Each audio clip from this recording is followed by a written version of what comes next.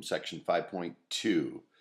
First it says find the integral from 1 to 4 of this function, which is a semicircle and then a semicircle.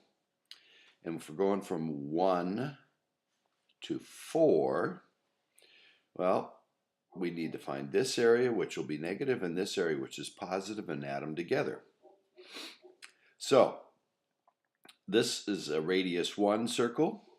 So if I have a radius 1, then pi r squared would be just pi if r is 1. So if this whole circle is pi, this piece right here would be negative pi over 4. This is a semicircle with a radius of 2, so the whole circle would be pi 2 squared, which is 4 pi. So 1/4 of it would be just pi. So the area from 1 to 4 will be minus 1/4 pi plus a pi, which is 3/4 pi.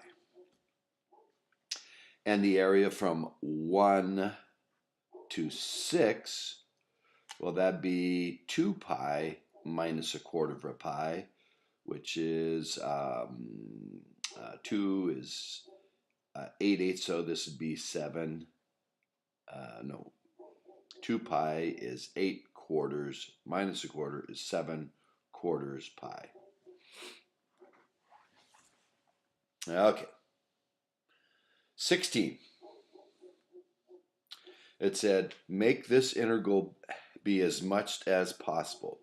And if we're finding the area from 0 on and to someplace A, well, this area would be negative, and so we're going in the hole. We're not making it big. But if we have to start at 0, we're going to have this negative, and then we're going to start adding area. This will be positive area in here. That would total 0, and then we're going to keep adding area, this positive area, this positive area. And then going beyond that, that would start subtracting area again. So to make this as big as possible, we want to stop with A equal to 4. Now, if we want to find an interval on this graph that makes the area as large as possible, we wouldn't want the negative and we wouldn't want negative. We just want the area from 1 to 4. So B would be 1 and C would be 4. On 33, we're supposed to find the area under this line by doing the antiderivative, I believe. Let's see here. Maybe it was just by doing geometry. Let me check that real quickly. 33. Directions. Use the properties of integrals and the formulas in this. Yeah. So we're supposed to do that. So the antiderivative of 6t squared, so we'd raise 1 to 2 and divide by 2, so we'd have 3t squared. Derivative that would be 6t. And the integral, the antiderivative of negative 3 would be negative 3x, because the derivative of that's negative 3. And we're going to evaluate that from 0 to 4. So we're going to put, t. So we're going to put 4 in for the t's. So we got 3 times 16. And 3 times 4. That's the 4. Minus putting in 0, and we get 0. So we got 48 minus 12, which is 36. Now in 36, the antiderivative, add 1 to 2, and we get x to the third. And then we have to divide by the 3, so that the derivative, 3 times 1/3, would be 1, x to 1 less 2. So that's the antiderivative of x squared. We're evaluating it from 2 to 5. So we put in 5 and we get 125 divided by 3. 5 to the third is 125. Then we're going to subtract 2 in here, and that's 8. So we get 125 minus 8 thirds, and that would be 117 thirds. 39. So the this would go to 3, and we divide by 3, so we're going to have 7/3 t to the third. This would be plus, see, increasing 1 to 2, that'd be t squared, but dividing by the 2, and then plus t. Derivative of t is 1, the derivative is 2 times the half is 1t, and this would be 3 comes down and cancels the 3 and make it 7t squared, so that's the antiderivative. The derivative works right, from minus 3 to 1. So if we put in 1, we get 7/3 plus 1/2 plus 1 minus, if we put in -3, that would be -3 times -3, 9 times the -3 would cancel that 3, and so we'd have -9 times 7 is -63. 7, 9, -9, yeah. And then we'd have 9 times a half, and then we'd have -3, and so we would have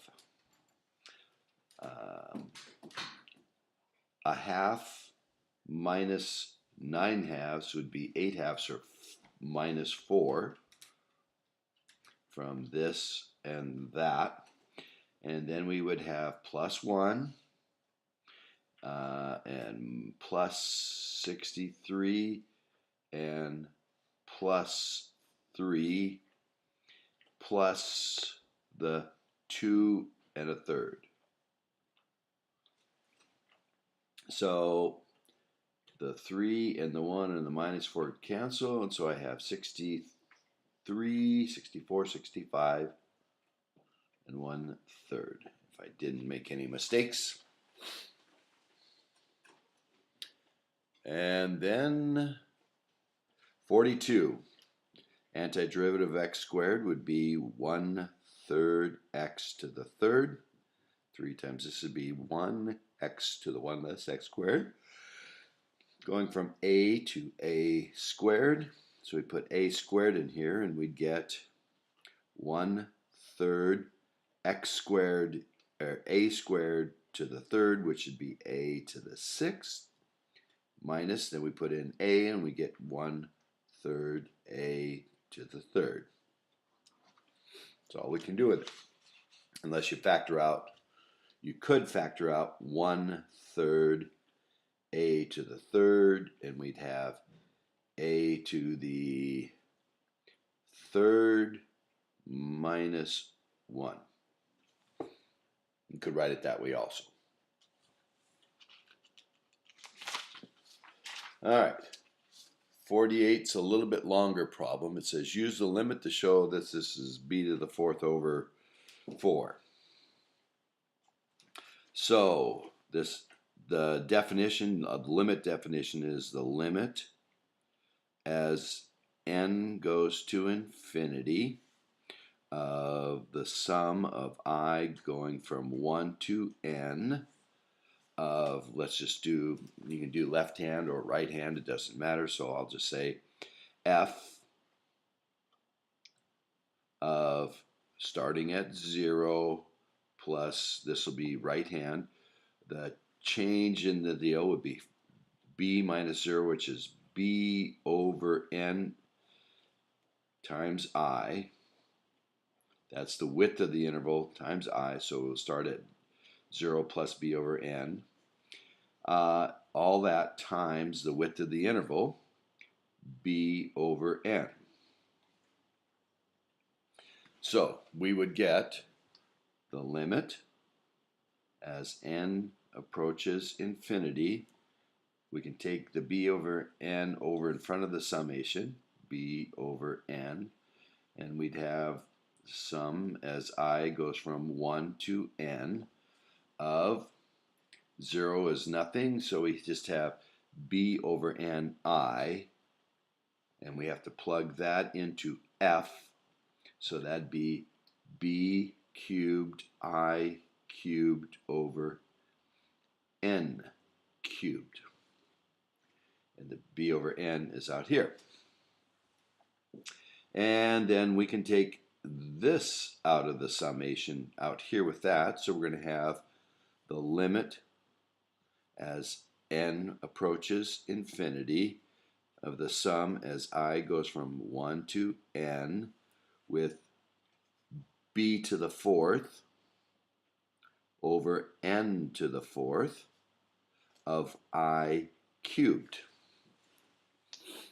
And we have a formula for this in terms of n, so we're going to have the limit as n goes to infinity of b to the fourth over n to the fourth, and the limit as I goes from 1 to n of I cubed is n to the fourth over 4 plus n to the third over, shoot, I'm forgetting right now. Gotta look that up. I think that's over 6. No, over 4, 2, and plus n squared over 4. That's the formula on page 268 of the book. Okay. So then, if we distribute this through the problem, we would get the limit as n goes to infinity of b to the fourth, and n to the fourth would cancel there and be 1/4 plus 1 over 2n plus times here would be 1 over 4n squared.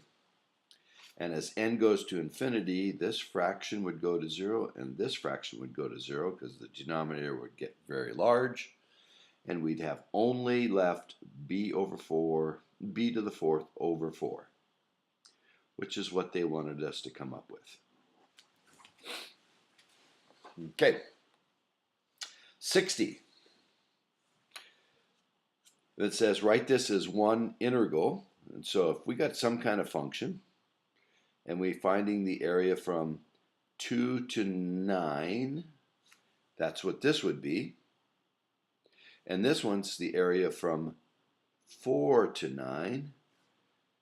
Well, if we take the whole area and subtract this area, we'd be left with this area. And so the single integral would be from 2 to 4 of f of x dx. This would be left. If we had all of it minus this, would leave just this part. Okay, on 63, they say find this if 1 to b is 1 minus b to the minus 1. Well, b is 5, and so this would be 1 minus 5 to the negative 1, and 5 to the negative is 1/5, so this is 1 minus 1/5, 4/5. And 69. So f of x is x. So that's going to look like this.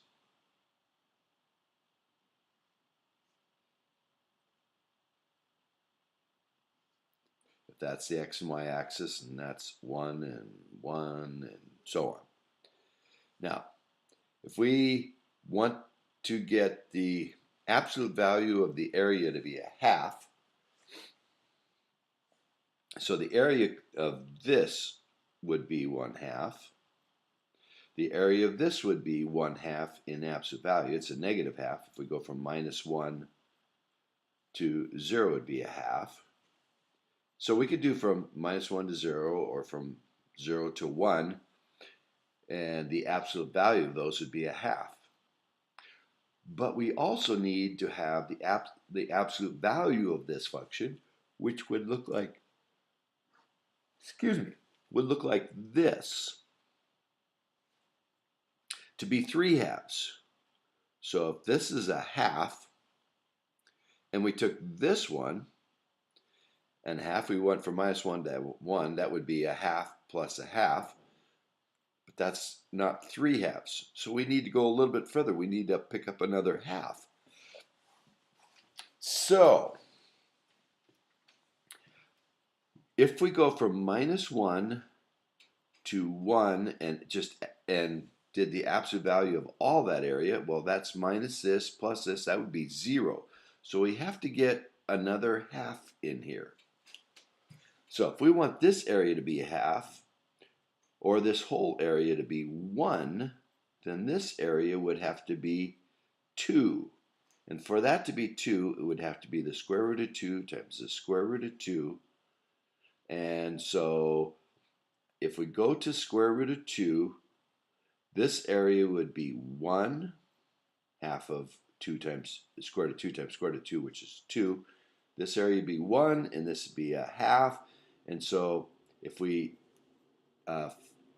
took the absolute value of this, if we did this one, which would be minus a half, plus 1, which would be 1/2. Now, if we go for this function from -1 to the square root of 2, we get a positive half plus another half plus another half. We get 3 halves. So a would be -1, and b would be the square root of 2.